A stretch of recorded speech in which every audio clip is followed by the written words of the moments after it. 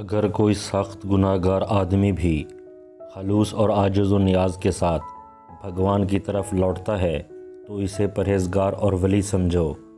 اس دنیا میں دو برس ہیں، ایک فانی دوسرا لافانی۔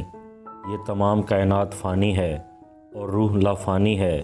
انسانی عقل محض ایک بے حسن معیشت کا آلہ ہے اور جو کچھ اس سے ظہور پذیر ہوتا ہے اس کے لیے وہ بالکل مجبور ہے۔ پہلے علم کے ذریعے غور کرو، تدبر کرو اور اس کے بعد جو تمہارے جی میں آئے کرو۔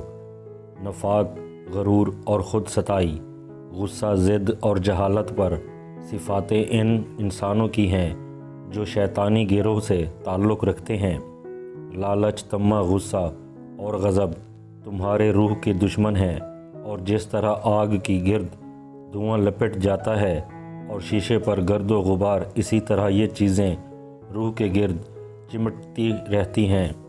سوتیلی ماں کی شان میں برے کلمے زبان سے نہ نکالو، کیونکہ وہ تمہارے باپ کی زوجہ ہے۔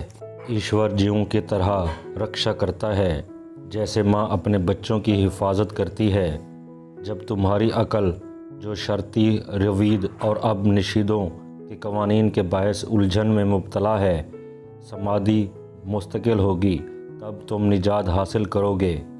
جو دوست دکھ دے کر دکھی نہیں ہوتا، ان پر بڑی آفت آتی ہے۔ اگر تم حق کی خاطر جنگ نہیں کرتے تو کیا اپنے فرائض اور نیکی کو ترک کر دیا اور گناہ میں آلودہ ہو گئے؟